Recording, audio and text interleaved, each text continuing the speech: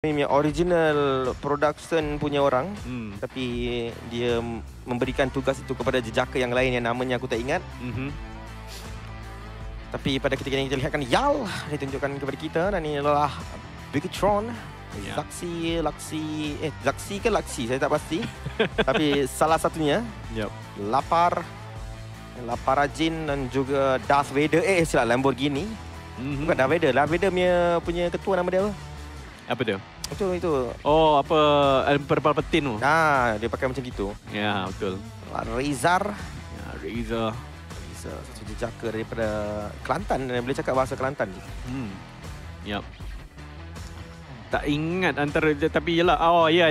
Aku rasa dia ni lah kan yang kisahnya masa PKP dia betul-betul kena pergi cari sebab tempat dia tak ada internet ke tak silap aku. Tak silap aku lah. Sama ada dia ataupun orang lain, tapi aku tak silap aku Razer sebab dia masa kat PKP dia, of course dia mesti ada kat Kelantan. Betul. Tapi masa tu still kena main PMPL. So dia terpaksa untuk berpindah randah main dekat rumah orang lain dan sebagainya semata-mata untuk mendapatkan line sebab rumah dia tak ada line. Mungkin dia lah kot player dia, aku tak ingat sama ada dia ataupun orang lain. Tapi kita akan masuk game kita yang seterusnya. Wrangle. Inilah match 8 daripada 18 yang dipertandingkan. Dan kita main flight path daripada Sonoska Military Base menuju ke arah Zarki. So inilah penerjunan yang agak mudah bagi Sam9. Very pure depan muka sahaja. Tidak ada siapa yang akan membawa mereka pada ketika ini. Rosemary dan rakan-rakan akan turun awal. Military Base akan diambil oleh mereka. Tapi circle tersebutkan, circle pulau menjadi circle popular pada ketika ini untuk server ini juga. Tak tahu kali terakhir bila server ditukar kerana rasa macam server yang sama je digunakan untuk hampir tahun lebih dah. Ya, betul. Betul lah, aku rasa benda sama. So aku rasa masih lagi sekarang ni yang masih tengah suffer adalah Vampire. Server ditukar pada Julai tahun lepas. Dan selepas habis PMWI, server yang sama diguna pakai sampailah sekarang. Menunjukkan kenapa Vampire masih lagi belum mencapai target-target yang kita harapkan mereka akan capai. Tapi kita lihat kalau mereka akan buat pertukaran sekali lagi nanti dekat World Cup.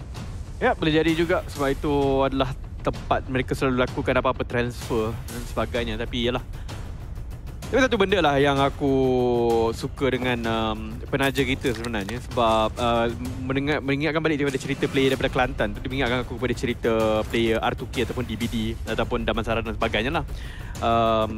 Echo tak silap, disebabkan phone dia overheat, dia terpaksa buka peti sejuk dan main dekat situ. Dah tak perlu dilakukan dengan ni lah sebab dia memang ada built-in cooling system. Pada waktu ini dia membuat satu split yang agak menarik, tetapi mungkin terlalu bercita-cita tinggi lah. Rosemary duduk kat bahagian bawah tapi dekat pulau. Walaupun terpaksa melakukan pergerakan dengan secepat yang mungkin. Circle jauh di atas kali ini. Bukan pulau. Ramai yang sekarang ini. Dulu ada satu ketika dalam pulau tak ada siapa turun pun. Sekarang sampai ada 4 tim melihat pada kawasan tersebut yang sanggup bertukar draw spot mereka melihatkan circle. Cuma kali ni sebab flight path daripada bawah ke atas, so tiada tim yang boleh macam menukar diorang punya drop spot semasa perjalanan kapal terbang tersebut. Macam semalam kita lihatkan sebab kapal turun daripada atas ke bawah, nampak circle semua orang cakap kita pergi pulau dulu. Tapi hari ni dia terbalik sedikit, tak boleh tengok circle sampai pengakhiran kapal terbang, menyebabkan itu ada sedikit perubahan. Tidak lupakan juga, ini pun salah satu faktor yang besar sebab ada tournament circle keluar masa flight tu tengah. Ya, betul-betul. Dia tak sampai habis lagi dia dah ni. So ada tim yang kita tengah hala ke bawah, dia tak masuk pulau. So kita pergi ferry pier. Atau kita pergi rumah 12. Yang itu aku rasa memang sangat-sangat big factor sebenarnya untuk mana-mana pasukan yang nak commit. Dia nampak circle ni dah kat pulau, tak apalah. Kita terus pergi ke SMB, pergi cari rumah-rumah kecil. Tak perlu nak berlawan dengan mungkin tim seperti AE yang memang daripada dulu juga dia mengambil kawasan-kawasan pulau. Lepas tu dengan Infinity yang dulu pun dahsyat dekat pulau juga. Mini pick ni Billboard 25. Di Xavier, Pochinki akan diambil mereka menggunakan line up mereka yang paling kuat. Hari tu ada satu tournament di mereka menurunkan Frankie. Dan aku tanya, kau dah main balik ke? Tak adalah, aku main satu round saja. Itu yang dicakapkan oleh seorang Frankie. Masih lagi mereka punya sub player pada ketika ini. Inilah Ternike yang tadi berlawan dengan Tony K tapi tewas. Ya. Akan diberikan satu lagi peluang untuk beliau mendapatkan kemenangan. Ya, aku ingat lagi dulu masa PMPL bila lah kan. Ada beberapa player yang diambil ni, dia nak tak nak dia terpaksa main juga. Walaupun nama, kadang-kadang orang akan letakkan nama dia, oh nama ni mungkin ambassador saja. Dia cuma letak. Tapi dia terpaksa main satu game. Pada satu PMPL, kalau tak salah aku season 3, itu terpaksa dibuat untuk menjaga partnership orang. Sebab mereka kena masuk dalam game kan untuk menunjukkan saya pro player. Jadi aku lupa apa namanya, Agus Rian, Daddy Hood, Solos penjahat apa sih dia dah main ke tak? Tapi pada waktu itu mereka semua ada bermain juga. Ya. Satu season yang cukup menarik pada ketika itu. Arthur Kalik Last ada. Kemudian kita juga ada Anti-Circle, Tomboys. Betul. Sekarang kita tidak ada PMPL lagi, terus ke PMSL. Ya, benar. Jadi sekarang benchmark tu dah, dulu aku tak tahu lah untuk orang-orang macam mana, tapi dulu kalau orang tanya macam mana orang tu nak dikenali sebagai, orang kata berlesen sebagai pro player lah. Dulu senang kan sebab ada PMPL, Pro League. Betul. Senang. Sekarang ni kau tak jadi pro, kau jadi star terus. Star. Tapi dekat Star tu memang kau dah dikenali sebagai, kau memang bertaraf pro player lah. Jadi kau akan depend dalam tournament-tournament amatur dan sebagainya. Ya, tak boleh lagi cakap saya seorang pro player. Lagi mereka tak sampai ke sini. Ya. Zerziah mengambil kawasan yang dipegang kuat oleh Kuza and the Gang berkurun-kurun lamanya. Ya. Urzi 666. Dengan banyak player yang lain-lain juga. Oh, Cleon tembakannya agak cantik tapi kena PA ni memang betul lah. Jodoh mereka selalu sangat digagalkan oleh tim Malaysia sendiri. Ya, benar. Bila dia tak jumpa, dia perform. Kita tengok tadi kan. Tapi kalau dia jumpa, dia malangnya akan dijatuhkan. Ya. Dan Cleon akan mendapatkan first blood bagi Kodak. Dan jika anda tengah menonton di mana-mana saluran, make sure korang pergi check out juga. Kita ada beberapa streamer yang tengah melakukan watch party seperti Abang Lot sendiri. Dia wajib ada lah. Dia mesti wajib ada. Sebab dia todak tim dia ada di sini. Ya, seterusnya kita juga ada Encik Sultan. Caster yang akan cast esok. So korang juga boleh menonton bersama dengan beliau.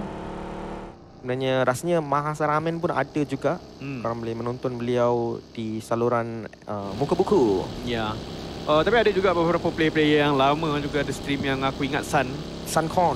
Ya, Suncon selalunya. Nook pun ada rasanya. Korang boleh menonton bersama dengan mereka jugalah. Jadi kalau korang macam alah tak nak dengar diorang ni borak-borak santai, kami nak dengar lebih santai, live stream mereka memang sangat-sangat santai. Korang boleh, macam kalau korang tengok live stream Nook, korang boleh cakap pasal Icha. Kalau tengok live stream Sun, boleh cakap pasal popcorn. Ya, benar. Itulah. Pada waktu ini, kita melihat mungkin bagus jugalah. Orang kata dari masa aku tengok kepada Abang Lot, mereka banyak bercakap pasal salji.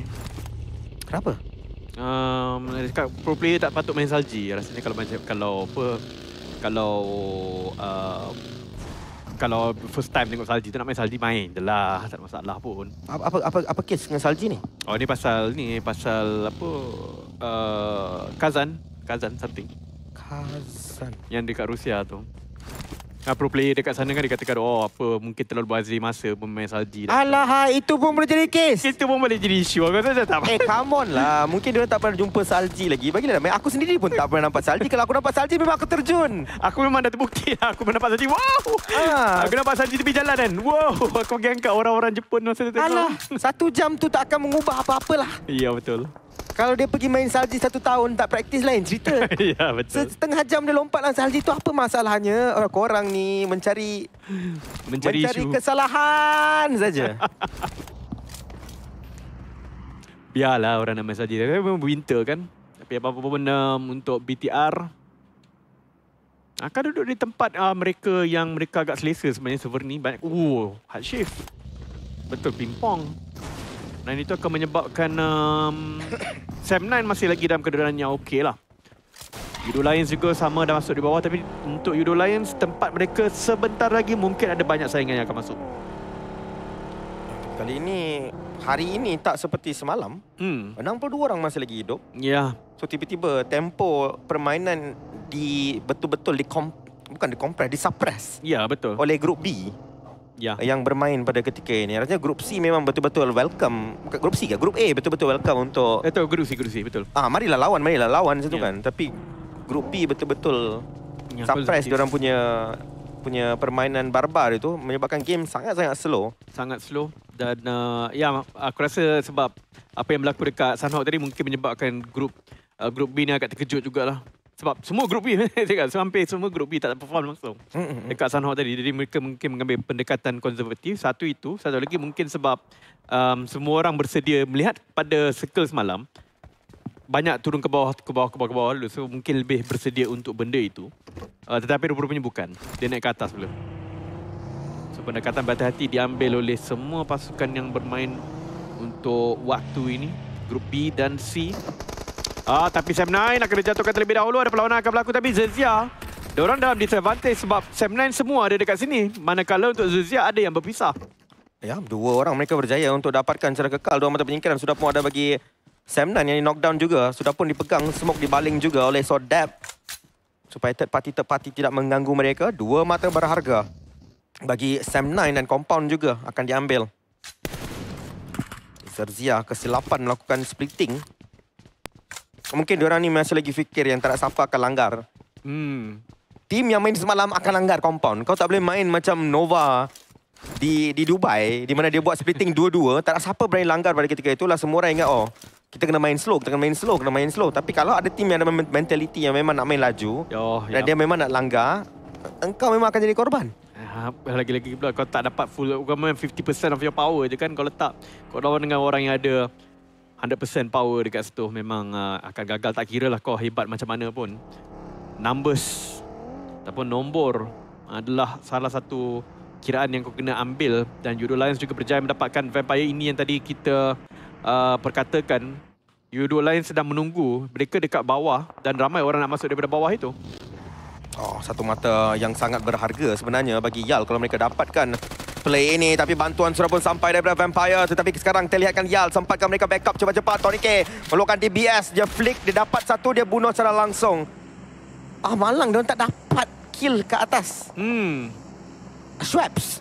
Ya, itu penting sebenarnya. Kalau dia dapat tadi memang Vampire akan mengalami masalah yang besar. Tapi kita baru saja bercakap, punya dah lama tak nampak Yasnaya Poliana.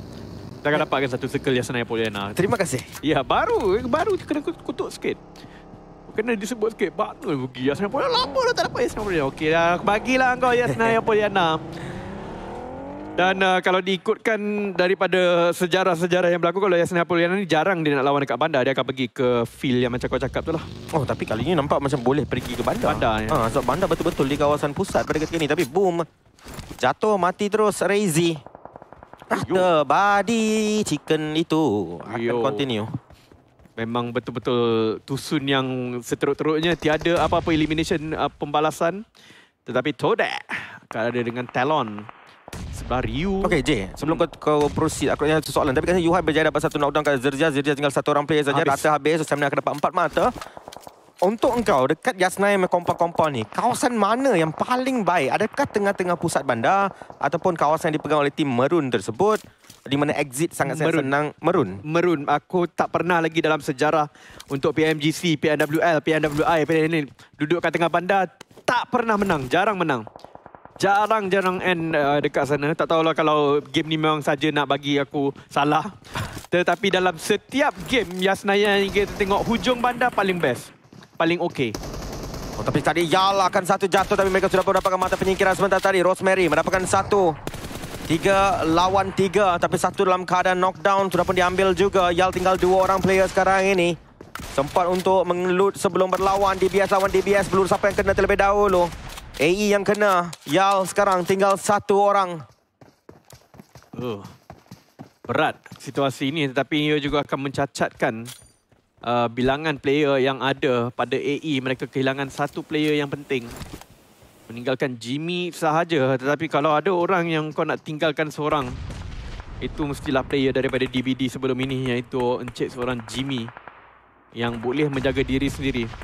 Kalau ikutkan daripada kedudukan yang grup hitam paling kiri itulah kot yang paling ada kedudukan yang secara kasarnya paling premium sebab selalu dia akan circle ni akan pergi dekat hujung bandar, jarang nak pergi ke tengah bandar, jarang hard end dekat tengah-tengah bandar. Kalau dia nak habis dekat tengah bandar ni, dia selalunya akan habis kat tengah-tengah bandar Jojopol. Yasnaya aku tak tahu kenapa, mungkin dia tak ada pengiraan AI yang menyebabkan dia pergi ke tengah-tengah bandar, tetapi jarang-jarang sangat berlaku. Kalau server tu sama, memang hujung adalah tempat paling best. Wow, Jimmy OP dapat satu. Dia bukan akan end terlebih dahulu. Wow! Dapat satu lagi. Last guy. Akan ditembak semua zona juga akan menutup. Dia menang. Menang semua ke? Jajak ada lagi kat bawah. Oh, dia boleh menang. Jajak first kick cucuk lu. Okay, berjaya. Dapat. Okay, Jimmy kau terjun lepas tu kau tembak dia. Kau naik atas tu, lepas tu kau akan nampak dia. Kau tembak. Kat situ. Okay, dapat kill lu. Okay, bagus. Boleh terima. 3 mata penyingkiran sekarang ni. Ada first kick berapa? 3. Ya, Rosemary tak ada first kick? Ada. Tapi dia tak dimakan oleh zona. So dia tak ada... Ya. Kedatangan sekarang ni akan menjadi pilihan untuk dua-dua orang. Siapa yang akan baling terlebih dahulu? Okay, balingan daripada Jimmy akan sedikit tersasar. Jimmy mengambil sedikit barangan dekat situ. First kick yang terakhir sekarang ni akan diguna pakai. Hampir-hampir clutch kat situ seorang Jimmy. Oh ya, kalau Rosemary pun terburu-buru masuk tadi, dia pun mungkin menjadi mangsa. Jimmy tadi memang on fire, tapi yalah Jimmy pun tadi habis dia punya peluru untuk DBS. Dia mengambil perjalanan jarak yang jauh sedikit. Nampak bagi dekat situ, adakah dia akan menggunakan, tapi risiko tinggi untuk mengambil bagi tersebut. Rosemary akan ditembak oleh Maxius dalam banyak-banyak. Rosemary dapat Jimmy terlebih dahulu. Walaupun Rosemary ditekan oleh Maxius tadi, tapi dia masih tidak lupa kekejaman yang dilakukan oleh Jimmy menghilangkan 3 player dia. Ataupun 2. Dahsyat. Tapi AE akan rasa sedikit sakit dengan apa yang berlaku. Tapi sekarang ini U2O2 berdekatan dengan Sam9. Kedua-dua tim ini akan bermain di garisan putih di Yasnaya. Macam kau predict je, mungkin akan lari sebenarnya circle daripada kawasan kota Yasnaya sebab dia boleh tarik ke bawah lagi. Kalau tarik ke bawah, memang kawasan lapang sudah. Yap.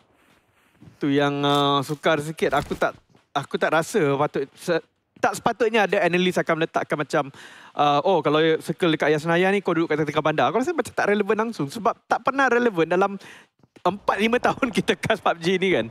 Jarang-jarang sangat dia berlaku kat tengah. Kalau dekat Pochinki, dia boleh masuk tengah. Kalau dekat bandar Jojopol, dia boleh masuk ke dekat tengah bandar. Kalau kat Los Leones pun boleh. Tapi dekat Yasnaya somehow dia memang suka nak duduk dekat hujung tepi ataupun dekat padang terbuka tu. Benar sekali Kenny. Dalam tangan dan sudah pun ada 1 mata penyingkiran. Yuhai ada 3. Total mereka ada 4 mata penyingkiran. Lapar akan di-knockdown oleh D. Xavier. 1 jatuh. Gerik-gerik tangan sekarang masih lagi akan dimasak oleh kedua BTR dan juga D. Xavier. Lapar diborockan langsung depan muka. Dijatuhkan Gen Force. Lamborghini. Drop shot yang cukup menarik. Akan mengurangkan sedikit peluang bagi Bigetron untuk comeback. Bigetron hanya ada 3 mata setakat ini. Dia mendapatkan Levi's.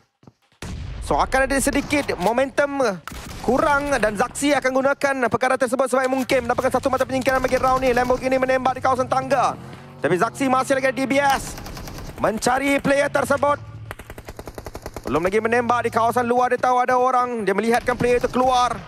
Tapi mereka akan menembak daripada 2 arah. Parajin hampir-hampir dapat. Dia akan dapat bantuan datang dari kawasan belakang. Zaxi mendapatkan mata penyingkiran yang kedua untuk diri beliau dan juga Bigetron. Api-api dimasak di baling ke arah Lamborghini. Di Xavier tinggal 1 orang dan Lamborghini yang terakhir untuk beliau. Punya tim DBS Zaxi. Kuat. Tapi itulah aku... Depan muka tadi. Tapi apa benda yang kau cakap tadi memang sangat-sangat betul. Iaitu dia membuat drop shot menarik. Ramai orang dah lupa dah macam nak buat drop shot. Tapi macam dikatakan, memang tak relevan untuk kau duduk dekat bandar. Duduk dekat tengah padang.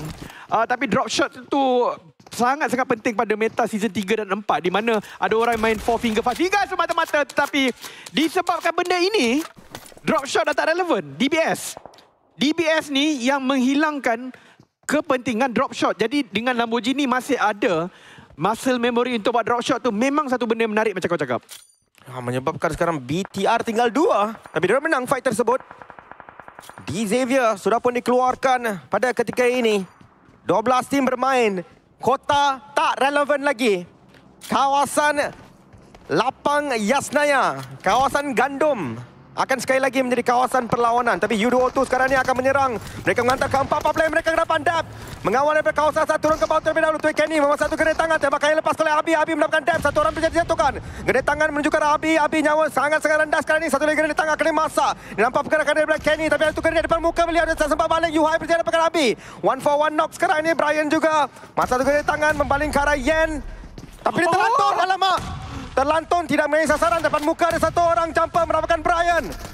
Tapi Kenny berjaya mendapatkan jumper semula. Tapi bantuan datang daripada kawasan tepi pula. Yen sekarang ini menuju ke depan. Cuba mendapatkan apa-apa kill yang boleh dapatkan sebenarnya. Satu berjaya diambil. Player terakhir akan dijatuhkan juga. Tapi U2O2 juga akan kehilangan player. Kenderaan ini juga tak dapat digunakan pakai. Void menembak. Zona menutup. Apa yang dilakukan oleh U2O2 sekarang ini? Susah juga untuk U2O2 sebab mereka pun jauh juga daripada kawasan yang mereka nak masuk. Dan untuk mereka masuk itu, mereka kena menghadapi tembakan-tembakan jarak jauh daripada Void yang di mana memang terbukti mereka boleh tembakkan. Macam kau cakap, kereta yang dia ada tu, satu-satunya kereta yang dia nampak tak boleh nak pakai sebab dia tersangkut pada pagar. Dan Reza terpaksa mengambil pendekatan yang terlalu perit sebenarnya. Dia kena merangkak, dia kena crouch, bergerak ke depan untuk masuk ke dalam circle yang sudah pun dijaga oleh pasukan Vampire. Tetapi 4 mata untuk YO2. Jadi masih lagi game yang okey untuk mereka. Ya, akan dikeluarkan di tangga yang ke-77. 11 lah. Jauh betul loh. Tapi J kan, ini kenapa kita selalu cakap Vampire ini antara tim paling OG. Satu-satunya tim yang memang pilih kawasan paling tepat. Satu-satunya tim yang mendengar kasta bahasa Melayu. Sekali Yasnaya, jangan pergi kota. Lepak dekat kawasan tanah rata itu. Dan itu yang mereka lakukan. Rasanya mereka akan chicken dekat sini je. Just because.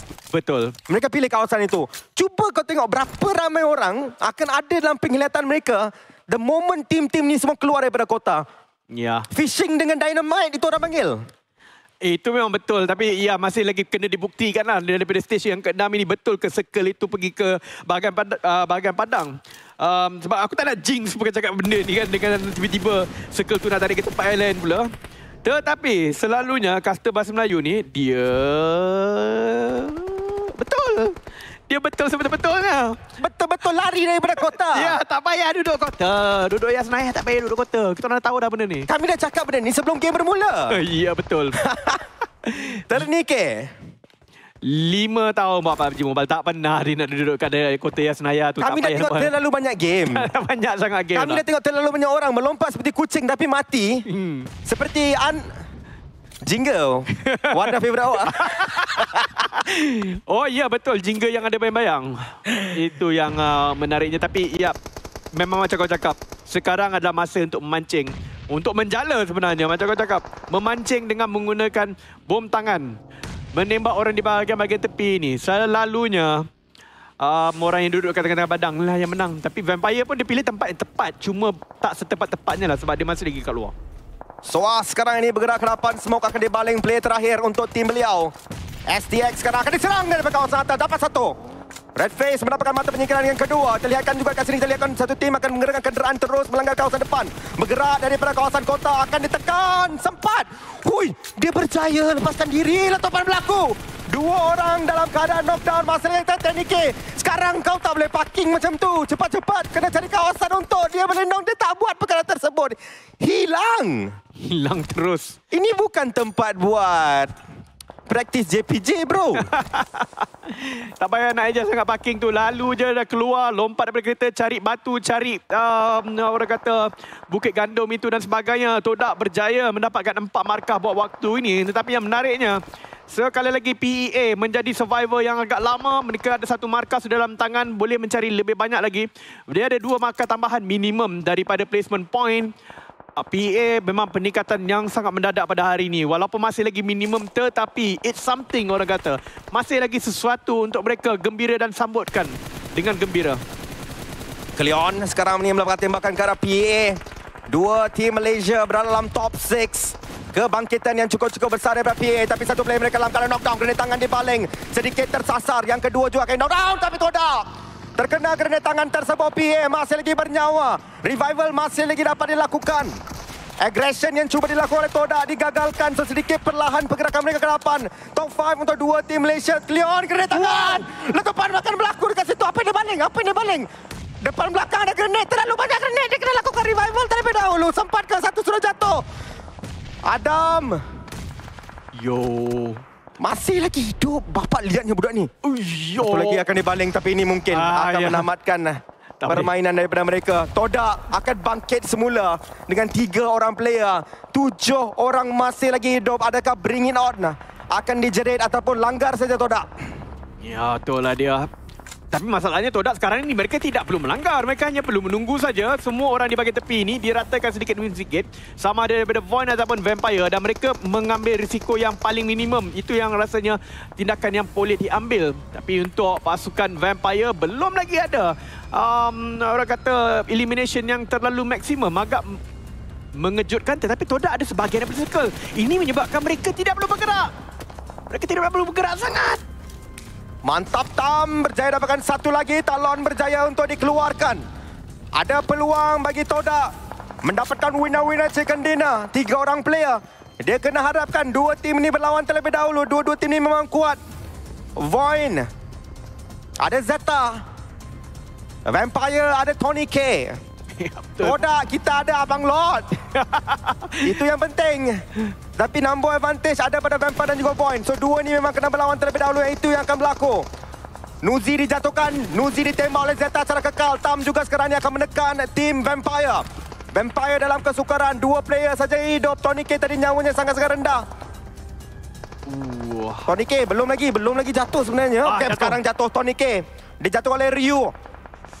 Tapi bolehkah dibunuh secara langsung? Itu yang kita mahukan. Tapi masalahnya untuk Todak ini bukannya satu perkara yang terlalu baik. Sebab kalau boleh dia bukan nak fokus kepada Vampire saja. Dia kalau boleh dia nak kena ratakan mungkin satu daripada Void supaya dia boleh balancekan balik perlawanan ini. 3 lawan menjadi 3 lawan 3. Daripada 3 lawan 4 dan terlalu dominan untuk Void. Tapi betul-betul Void tak beri pelakasian langsung. Schwartz akan dilakukan begitu saja. Inilah 1v1 team versus team. Todak lawan dengan Void. Tetapi Todak ada disadvantage 1 orang.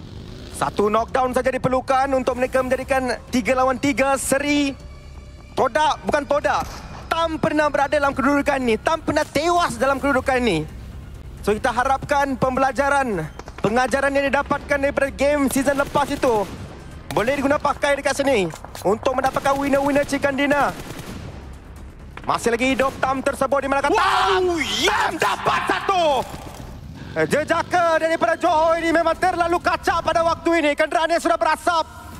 Dia memang betul-betul on fire pada kaki Tam. Dia akan barbar tapi kerana tangan sudah pun dimasak. Cleon akan datang untuk membantu Tam mengeluarkan S12K. Bertukar kawasan sekarang ini.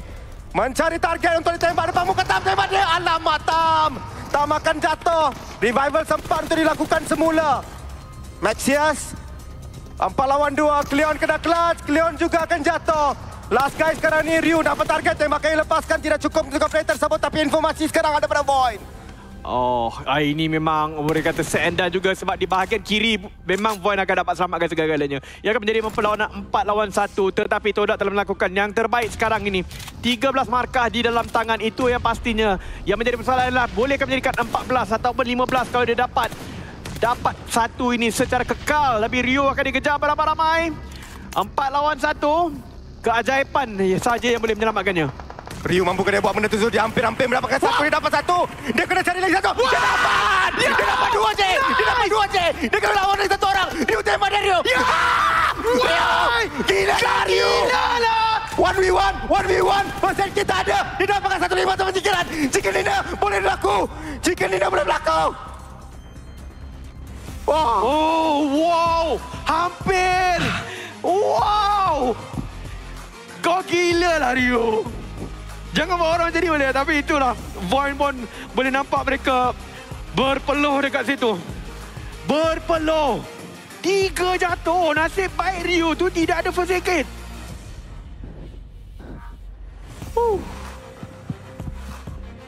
Baru game kedua aku nak mati. Aku rasa dah mati dah ni. Production boleh ambil break lepas ni ke? Ryu. Itu sepatutnya aku tak tahulah Void mungkin terlalu bermain dengan makanan mereka. Dia masuk dalam formasi yang memang tak kemas langsung. Drop satu. Lepas dia bagi drop yang jauh pula. Orang ketiga masuk, dia pun jatuh. Nasib baik Ryu tidak ada first aid kit. Kalau ada? Kalau ada, memang rasanya itu akan menjadi kekalahan paling mengecewakan untuk Void lah. Game dalam tangan. 4-1 bro, boleh kalah. Oi, tapi ini satu suntikan semangat yang agak besar untuk Todak. Bukan aja dia hampir-hampir mendapatkan winner chicken dinner, dia hampir dapatkan chicken dinner dalam situasi yang impossible. Betul, mustahil sebenarnya. Mustahil. Ini memang ada satu suntikan semangat bukan untuk Todak saja, tapi untuk satu player secara spesifik, si Ryu. Ya, betul. Dan tiba-tiba Ryu macam, Void ni kuat gila. Dan aku 1 lawan 4, aku berjaya dapat knock 3. Ya. Next round, itu bukan Ryu lagi dah. Itu Ryu Super Saiyan mungkin. Mungkin, betul. Dan yang menariknya memang sepatutnya hak mereka adalah 13 markah yang aku sebutkan tadi. 13 markah tu dia patut dapat. Tapi dia boleh dapat minimum lagi 2. Dia dapat N 2 orang, tak silap aku. Daripada itu tak tahu kalau dia dapat 3 ke tak. Tetapi ini akan mendatangkan markah yang seolah-olah kau dapat chicken dengan 5 elimination. Tahulah. Tapi Void akan dapatkan mata paling tinggi diikuti oleh Todak, kemudian Talon, kemudiannya Vampire. Tapi satu tim Malaysia akan berada di dalam top 2.